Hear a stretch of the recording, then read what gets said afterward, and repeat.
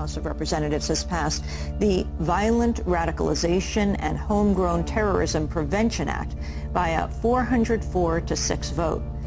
H.R. 1955, as I understand it, provides a basis for subjective interpretation of dissident speech that allows those in power to criminally penalize anything they consider to be particularly effective in terms of galvanizing an opposition that might conceivably, in some sense, disrupt or destabilize the status quo.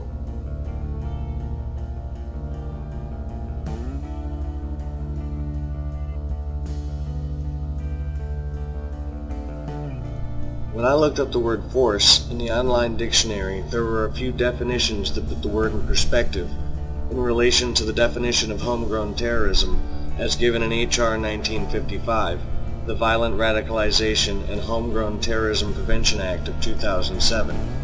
To put it plainly, the definitions of force in this context were frightening.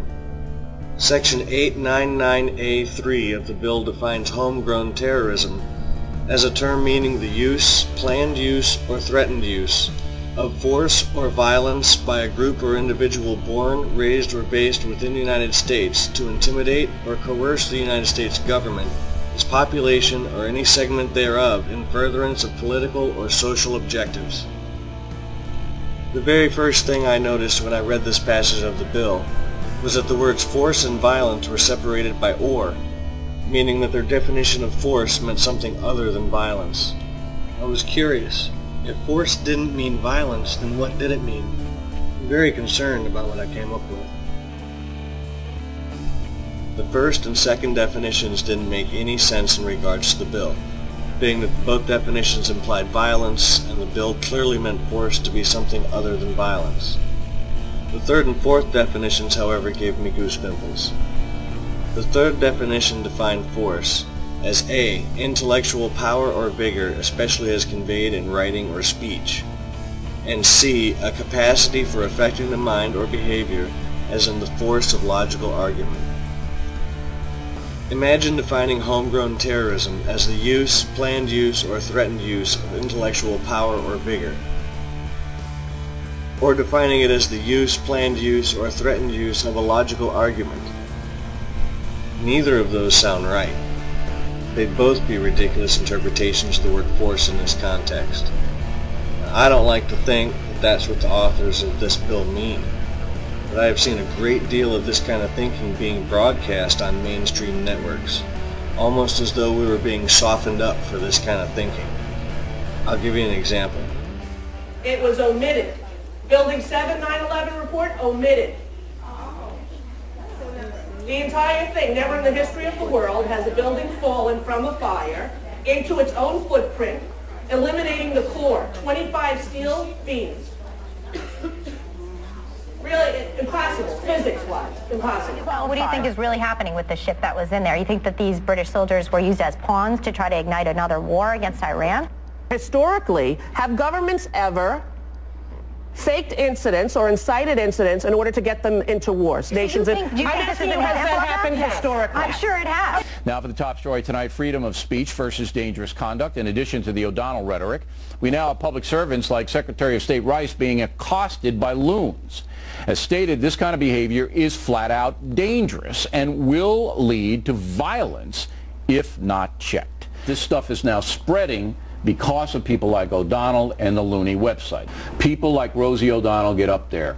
They're seen worldwide. They say the most irresponsible stuff you can imagine. They hurt people who lost loved ones on 9/11, and then they're not held accountable by anybody but me. Every American should condemn these people, and I will tell you, I'm going to make this prediction, if they're not reined in by the authorities, and they should be, that terrible intrusion in San Francisco should have been a criminal activity there. While O'Reilly isn't calling it homegrown terrorism, and he shouldn't either, because it absolutely is not. He is, however, calling for one of the aforementioned definitions of force to be criminalized, and he is relating it directly to free speech.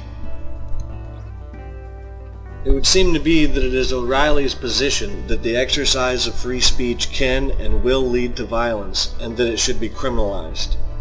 Keep in mind, Rosie was not directly expressing an opinion, but citing facts and observations in relation to an opinion. Building 7 did collapse at near free fall speed. Building 7 was not mentioned in the 9/11 Commission report. And it is a matter of public record that governments have staged events to provocate wars with other nations. Citing facts in relation to an opinion would fall under the force of logical argument, a criminalized activity according to one of the more ridiculous interpretations of the word force in relation to homegrown terrorism. The fourth possible definition of force was just as chilling. A body of persons or other resources organized or available for a certain purpose, and B, a person or group capable of influential action. Imagine defining homegrown terrorism as the use, planned use, or threatened use of influential action by a group or individual in furtherance of a political or social objective. My God, the use of influential action in furtherance of political or social objectives. Though Bill O'Reilly didn't say terrorism when he called for the criminalization of free speech, Glenn Beck went as far as to call a political campaign a domestic threat. You know, I was thinking this morning, when you enlist in the military, you have to take an oath that says you're going to support and defend the Constitution of the United States against all enemies, foreign and domestic. On this program, we talk a lot about the foreign threats. Maybe tonight we should spend some time on the growing domestic ones. Well, here's the point tonight. While our foreign enemies are the obvious ones, the physical threat may be developing domestically as well. And here's how I got there. As I told you last week, Ron Paul raised over $4 million in one day. That's huge news. Ron Paul's supporters are tapping into something that's very real. It's something that I've talked about on this program for a very long time. The rising tide of disenfranchisement in this country. And it's coming from all sides of the political spectrum. If that feeling of disenfranchisement leads to political discussion, then our system works perfectly. But if fringe elements take that disenfranchisement and turn it into violence, we endanger the freedoms we're supposedly all fighting for. I didn't want to believe it, but there it was. One of the most absurd definitions of force in relation to the definition of homegrown terrorism being played out on a mainstream network. On CNN, Glenn Beck calling a political campaign a domestic threat and implying that it could lead to violence. Now listen to that last bit again. If fringe elements take that disenfranchisement and turn it into violence, we endanger the freedoms we're supposedly all fighting for. How exactly are these freedoms being endangered? Claiming that your freedoms are being threatened by extremists is a manipulative and emotional appeal meant to distract you from the truth. And the truth is this. Your freedoms are not a physical thing that can be bombed or shot or threatened by anyone in any way. The Bill of Rights is our guarantee of freedoms preserved, and the only danger to our freedoms is that they can be legislated away, and for the moment, with your silent consent. If bills like H.R. 1955 become law, then soon your silence may not be your consent, but your only choice. And keep in mind, once you have no voice, you can't object to anything.